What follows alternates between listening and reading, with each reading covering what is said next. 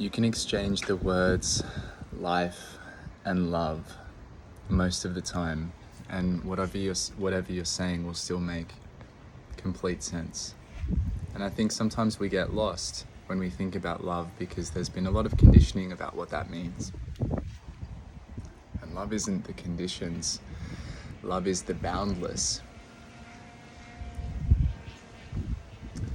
Love is the remover of conditions, which shows us that we didn't need them and that it was all okay without them.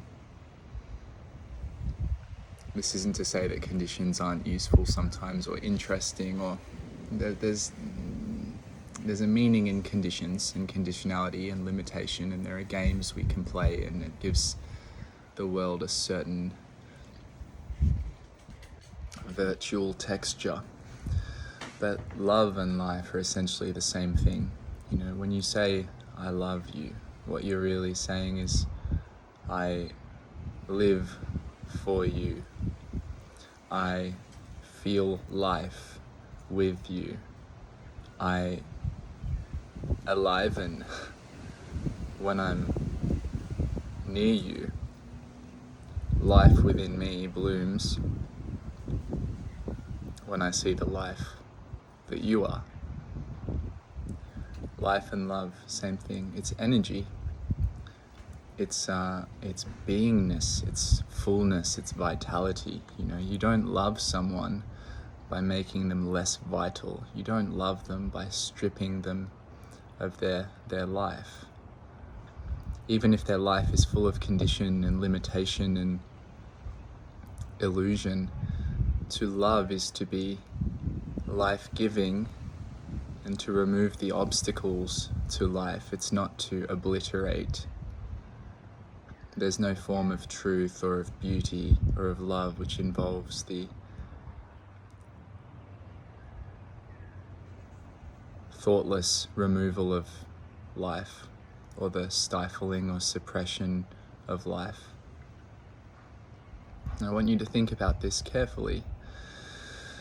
I want you to think about when you're making the error of confusing love for something that isn't life-giving, life-creating, life-enabling, life-enhancing, life-allowing. Compassion is what nurtures. To be compassionate, to be loving in that way is to nurture. And sometimes nurturing means letting things be. Like if you want to nurture a garden and it's a native garden, you can let the weeds grow, you can leave it alone, you can allow there to be different layers and thicknesses of coverage to allow new sprouts to come out of the earth without being overexposed to the elements. And that is love. Letting that do what it needs to do, that is love.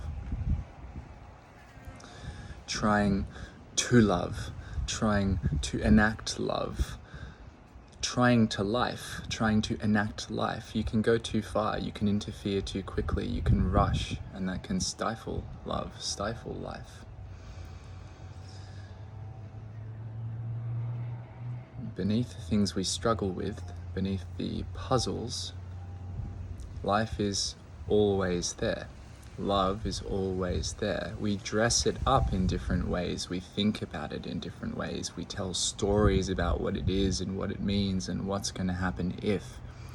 But these are those gamified secondary layer fabrications. These are layers of addition. And man, you know, humanity loves to add. We love to add. We love to add things when we don't understand things. And usually all we need to do is to allow a bit more life space, to ask life what it's doing and how it's working, to study life, to attune, to be open, receptive, and aware of how life is moving. And then the order reveals itself and there's less to be done than we think. So letting love, living and letting live, loving and letting love is a process of attuning. It's a process of witnessing, honoring, and connecting with what lies beneath recognition and thought.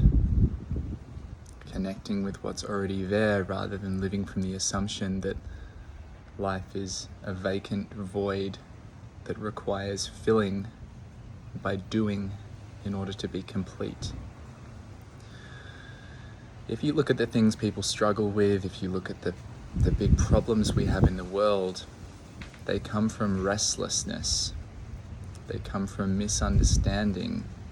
They come from the inability to commune and to communicate, the inability to rest into loving connection in the way that birth and death can remind us of. The conflicts we have are based around trying to react to prevent some fear from coming true, and so often it's our reaction which justifies the fear more than the circumstances themselves. I've experienced states of being where time becomes irrelevant, where the future becomes irrelevant, where the past becomes irrelevant, because I am so in life, in love. I'm so in it that I am life and I am love. And so as life and as love, there is nothing to lose and nothing to fear, because that is what I am already. I've already received it. I'm already born from it again with each breath. So how can I lose it? And when we complicate things, when we add things, when we tell stories because we think we need to, rather than because it's fun, then we obscure our view of this fundamental truth. And we tell these stories to protect ourselves, but what is there to protect from?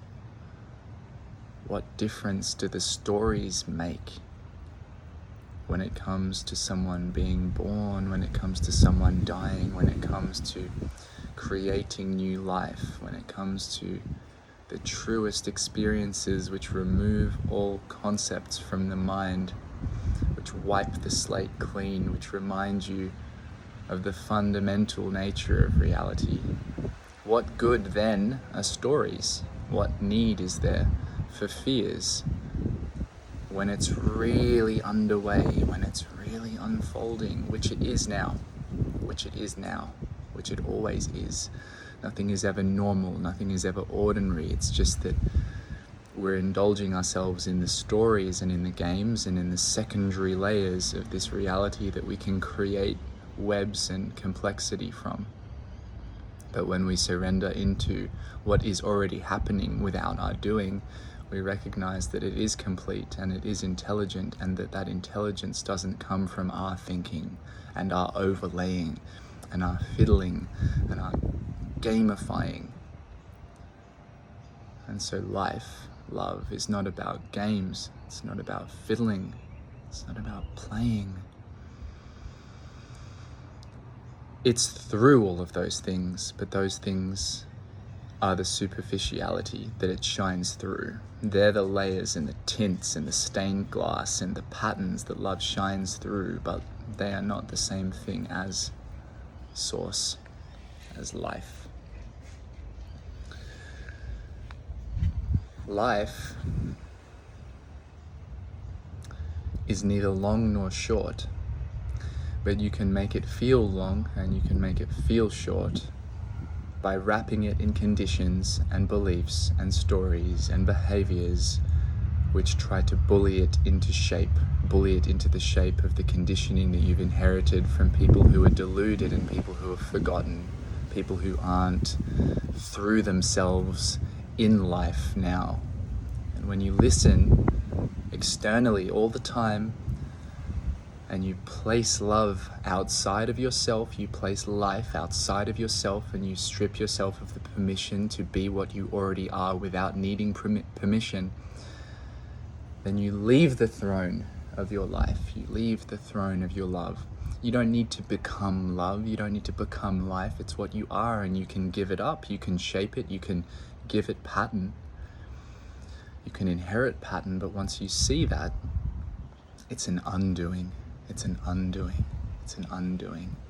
And the undoing is the skill of learning how not to meddle with yourself. It's the skill of learning how not to bully yourself. The skill of learning how not to be unkind to yourself.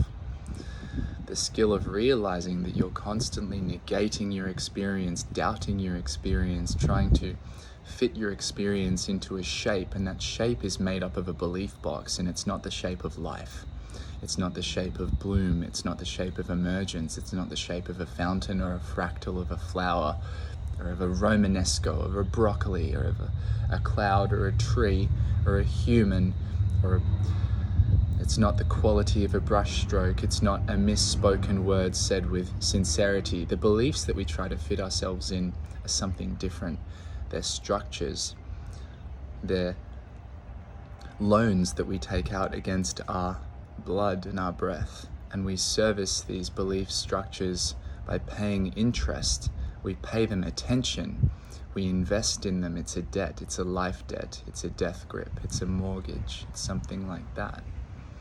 These are layers. It's okay that they're there, but to invest continually without recognizing oneself and one's true nature is an unfortunate game, and it's better to wake up